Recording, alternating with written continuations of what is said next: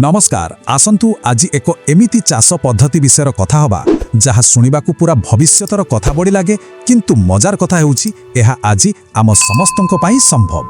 तेबे चलंतु एही चमत्कार दुनिया भीतर को जीवा। अच्छा, आरंभरू ही गोटे बड़ प्रश्न, कौन सतरे माटी बिना पनीपरिबा फळेबा संभव?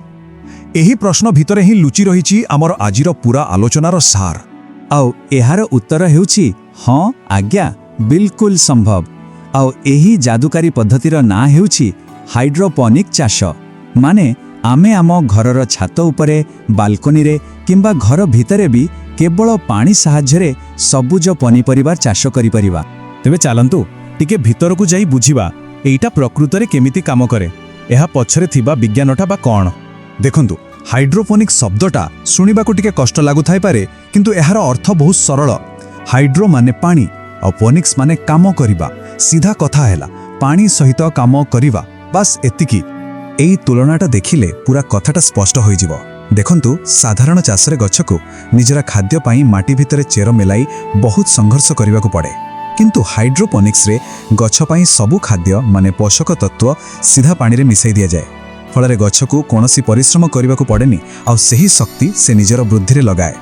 अच्छा, मनरे गोटे प्रश्न आसीबा स्वाभाविक, जदि माटी नाही तेबे गछटा छिड़ा हेबो किमती, ठीक कि नहीं?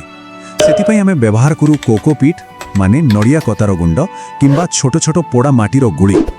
एगुड़िकर काम केवल गछर चिरकू धरी रखिबा।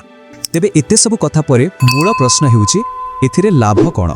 काहेकि जणे पारंपरिक चाष छाड़ी एहाकू आपणैब?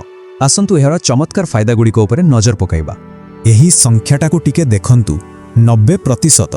आपण भाबी पारुछंती हाइड्रोपोनिक्स रे पारंपरिक चाष तुलन 90% कम पानी लगे, कारण एथिरे पानी नष्ट हुएनी। सेही पानी बारंबार सिस्टम भितरे घुरी बुले माने रिसाइकिल हुए। आउ वृद्धि सीधा 3 गुणा।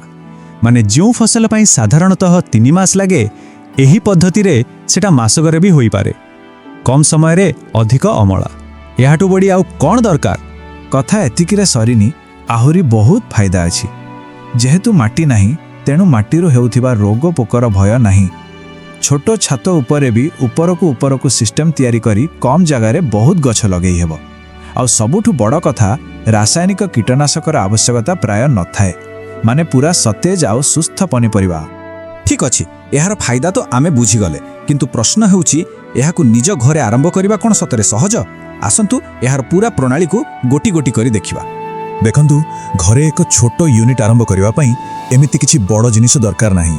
किछि पीवीसी पाइप, छोटो छोटो नेट कप, गोटे साधारण कूलर पंप आउ सबुठारु जरूरी हेउछि हाइड्रोपोनिक न्यूट्रिएंट सॉल्यूशन। ए सबु जिनिस आजिकाली ऑनलाइन किंबा बाजार रे बहुत सहज रे मिल जाउछि। आरंभ करिबा पई सबुठु सहज पद्धति हेउछि एनएफटी सिस्टम। डरंतुनी, एहार सेटअप बहुत सरल। प्रथमे पीवीसी पाइप रे 6-8 इंच छाड़ी कणा करी एक स्टैंड रे रखंतु। द्वितीय रे छोटो छोटो चारा को नेट कप रे रखी सेही कणा भितर भर्ती करंतु। तापरे गोटे टांकी मोटर साहाय्य रे पोषक मिसा पानी को पाइप भितर को छाड़ंतु। सेही पानी धीरे धीरे बही जाई गछर चेर को छुईबो आउ पुनी टांकी को फेरी आसीबो। आउ शेष रे एही पूरा सेटअप को दिनु को 4-6 घंटा खरा पड़ुथिबा स्थान रे रखि दियंतु। बस काम सरिला। आउ हाँ, जदि प्रथम थर पई आरंभ करूछंती तेबे लेट्यूस, पालंग, धनिया, पुदीना भली साग जातीय फसलरू आरंभ करंतु। एगुड़िक बहुत शीघ्र आउ सहजरे होइथाए, जहाँ आत्मविश्वास बढ़ाइबारे साहाय्य करे। जानिछंती एटा खाली घर पाई पनीपरिबा चाष करिबार कथा नुहे, एहा भितरे एक बड़ व्यवसायर संभावना भी लुचि रहिछि। आसंतु देखिबा केमिति निज छातरू आरंभ करी एहाकू बाजार पर्यंत नहीं हेबो। आम ओडिशार बड़ बड़ सहर जेमिति कि भुवनेश्वर, कटक, राउरकेला, एठारे थिबा बड़ बड़ होटेल, रेस्टोरेंट आउ सुपरमार्केट रे विदेशी पनीपरिबार बहुत चाहिदा रहिछि, किंतु जोगाण बहुत कम। एटी ही एक बड़ सुजोग रहिछि। आउ दाम कथा सुनिले आपण आश्चर्य हेबे। एही पद्धति रे उत्पादित फसल जेमिति कि लेट्यूस किंबा ब्रोकोली साधारण बाजार तुलना रे 3-4 गुणा अधिक दाम रे बिक्री हुए, कारण यह स्थानीय, सतेज आउ कीटनाशक मुक्त। आउ एक बड़ फार्म करिबा पई एकर एकर जमीर भी दरकार नहीं। मात्र 500 1000 वर्ग फुट जगारू माने गोटे साधारण छात उपरे भी एक भल व्यावसायिक यूनिट आरंभ करि हेबो। ଆଉ ଖୁସିର କଥା ହେଲା ଏଥିପାଇଁ ସରକାରୀ ସବସିଡି ମଧ୍ୟ ମିଳୁଛି। ତେଣୁ ମନେ ରଖନ୍ତୁ, ସବୁଠୁ ଗୁରୁତ୍ୱପୂର୍ଣ୍ଣ ପରାମର୍ଶ ହେଉଛି ତରବର ହୋଇ ବଡ଼ ଆକାରରେ ଆରମ୍ଭ କରିବା ଅପେକ୍ଷା ପ୍ରଥମେ ଛୋଟରୁ ଆରମ୍ଭ କରନ୍ତୁ। ନିଜ ଅନୁଭବରୁ ଶିଖନ୍ତୁ ଆଉ ଯେତେବେଳେ ଆତ୍ମବିଶ୍ୱାସ ଆସିଯିବ ସେତେବେଳେ ଏହାକୁ ଧୀରେ ଧୀରେ ବଡ଼ କରନ୍ତୁ। ତେବେ ଏହି ପୂରା ଆଲୋଚନାରୁ ଗୋଟିଏ କଥା ସ୍ପଷ୍ଟ, ମାଟି ନାହିଁ ବୋଲି ଆଉ ଚାଷରୁ ଦୂରେଇ ରହିବାର କୌଣସି କାରଣ ନାହିଁ। ହାଇଡ୍ରୋପୋନିକ୍ସ କେବଳ ଏକ ଚାଷ ପଦ୍ଧତି ନୁହେଁ, ବରଂ ଏହା ଆମ ସହରୀ ଜୀବନଶୈଳୀ ସହ କୃଷିକୁ ଯୋଡ଼ିବାର ଏକ ବଢ଼ିଆ ମାଧ୍ୟମ। ନିଜ ଛାତକୁ ଏକ ସବୁଜ ବଗିଚାରେ ପରିଣତ କରିବାର ସମ୍ଭାବନା ଏବେ ସମସ୍ତଙ୍କ ହାତରେ।